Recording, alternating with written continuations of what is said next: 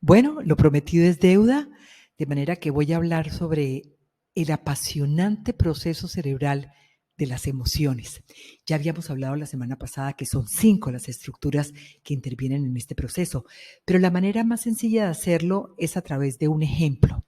Entonces, imaginémonos que estamos en nuestra casa, que es de noche, que ya todo el mundo se acostó, apagamos las luces, cerramos la reja, nos fuimos para el cuarto y nos encontramos en el pasillo con una persona desconocida que no reconocemos. Entonces, ¿qué pasa en ese momento? Inmediatamente todos los órganos de nuestros sentidos envían rápidamente, instantáneamente y automáticamente un mensaje al tálamo. Recordemos que el tálamo está en la parte más profunda del cerebro y el tálamo es el que se encarga de recibir y procesar toda la información que envían los órganos de los sentidos. Entonces el tálamo lo que empieza inmediatamente es a recibir toda esa información y en este ejemplo exacto aparece la altura, si la persona habló, el tono de la voz, la actitud corporal, gestual, las características de la cara, e inmediatamente la procesa el tálamo, inmediatamente le manda la información a la amígdala. Entonces la amígdala, ¿qué hace? Automáticamente se dispara, ella se enciende. ¿Por qué lo hace? Porque la amígdala es la alarma emocional de nuestro cerebro.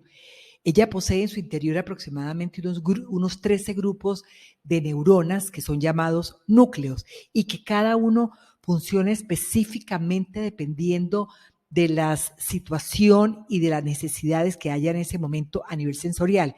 Entonces, ¿qué pasa?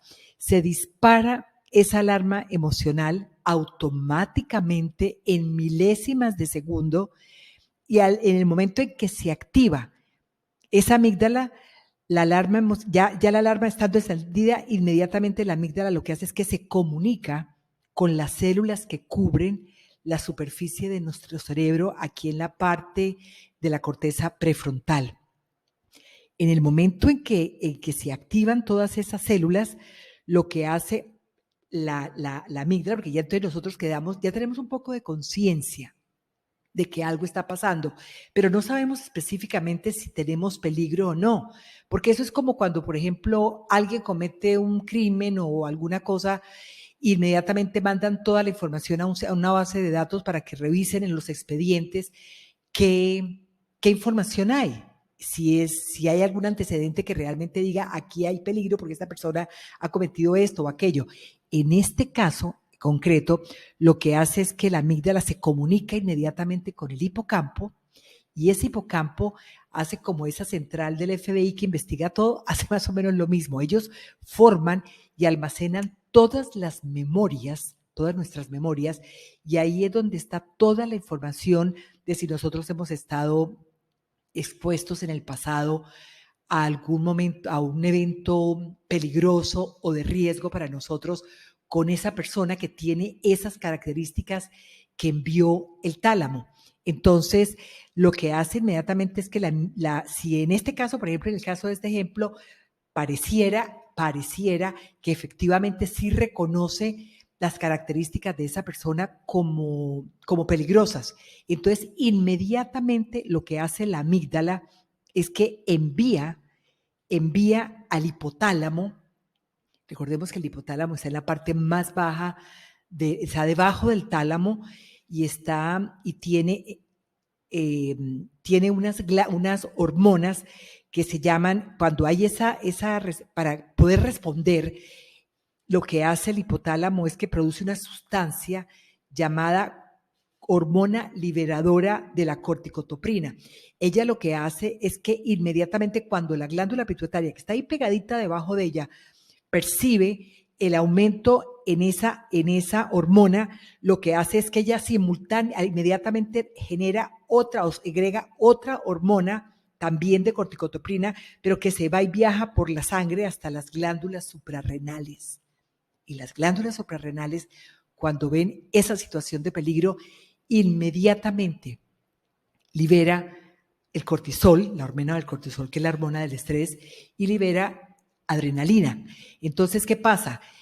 estas hormonas lo que hacen es que inmediatamente activan la respuesta de huida o la respuesta de lucha a la situación que se está viendo. ¿De qué manera? Activando todo el organismo para eso, para luchar o huir. ¿Cómo? Dilatando las pupilas, empalideciéndose la piel, los músculos se llenan de más sangre para poder correr si hay necesidad de correr o tener la fuerza para enfrentar a quien haya que enfrentar. Entonces hay una cantidad, por ejemplo, se disparan, más que dispararse, se eleva, se aumenta el ritmo cardíaco, se aumenta la transpiración y esto nos hace que todo nuestro organismo produzca cambios corporales que son característicos del miedo. ¿De qué emoción? De la emoción del miedo. Porque si no existiera miedo, sencillamente la glándula, la amígdala jamás se hubiera disparado, jamás se hubiera disparado. Entonces resulta que en este ejemplo, en ese momento, la persona desconocida prende la luz y apenas prende la luz, se da cuenta la señora que es una persona conocida, que es el amigo de toda la vida, que tiene llave de la casa, que no ha habido ningún peligro e inmediatamente y automáticamente la glándula se apaga, pero automáticamente queda apagada en milésimas de segundo y todo empieza a coger otra vez su cauce normal. Si fuera lo contrario, pues obviamente vendría ya la respuesta nuestra del miedo, en un enfrentamiento, en una huida o en lo que fuera. Esto en el caso de que fuese una respuesta emocional negativa, que es el miedo. Ojo con esto, el hecho de que sea una respuesta emocional negativa no quiere decir que sea mala, porque tanto las reacciones emocionales negativas como positivas son buenas, porque ellas lo que hacen es protegernos y cuidarnos del peligro. Si no funcionara todo este sistema límbico, e incluso en estudios que se han hecho, personas que no tienen la amígdala, que es como la directora de orquesta de todas estas estructuras, si no existiera, no tendríamos una respuesta de miedo a nada y no tendríamos la capacidad de sobrevivir, porque no reaccionaríamos absolutamente a nada, según estos estudios que en algún momento les voy a comentar. De manera que eso es más o menos lo que se produce. Entonces, en este caso, cuando ya la persona, como le decía, se da cuenta que no hay peligro, pues, y que ya la amígdala no necesitaba estar encendida y ella se apaga, entonces ella se apaga ¿por qué? Porque percibe una sensación asociada a la felicidad y al bienestar. Entonces, ese circuito cerebral que ocasionó todos esos movimientos en esta red neuronal, pues no, sencillamente se apagan. De manera que básicamente lo que podríamos concluir es que, primero, que la respuesta es automática, la respuesta inicial. Pero cuando ya nosotros tenemos conciencia que hay algo que tenemos que enfrentar, esa es la parte que nosotros podemos aprender a manejar y a enfrentar las emociones. Y no es enfrentarlas, yo diría más bien a conocerlas y a controlarlas. Y no nos volveríamos esclavos de nuestras emociones, porque hay muchas personas que viven esclavas de las emociones.